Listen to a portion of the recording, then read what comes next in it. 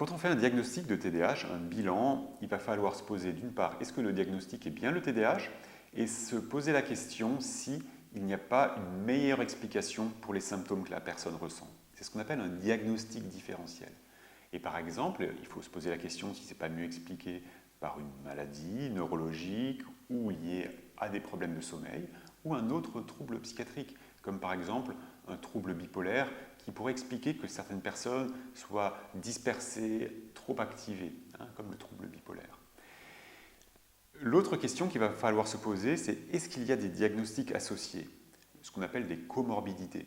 Et là, on retrouve fréquemment associés au TDAH toute une série de difficultés qui sont liées parfois parce qu'il y a le même terrain, parfois aussi parce que le TDAH a généré au cours du temps plein de difficultés qui ont en elles-mêmes sont devenues des problèmes, comme par exemple l'anxiété, par exemple l'usage de produits, de substances ou des comportements addictifs.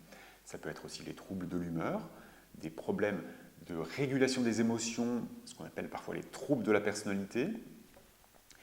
Et on va s'intéresser aussi aux problèmes de sommeil, qui peuvent être aussi des choses très importantes pour comprendre le retentissement du TDAH. On va aussi peut-être chercher d'autres troubles neurodéveloppementaux, comme l'autisme ou d'autres troubles des apprentissages. Et cette évaluation précise doit permettre de guider ensuite le traitement, parce que traiter un TDAH, s'il y a des comorbidités ou si ce n'est pas le bon diagnostic, on risque d'avoir des difficultés en termes d'efficacité du traitement.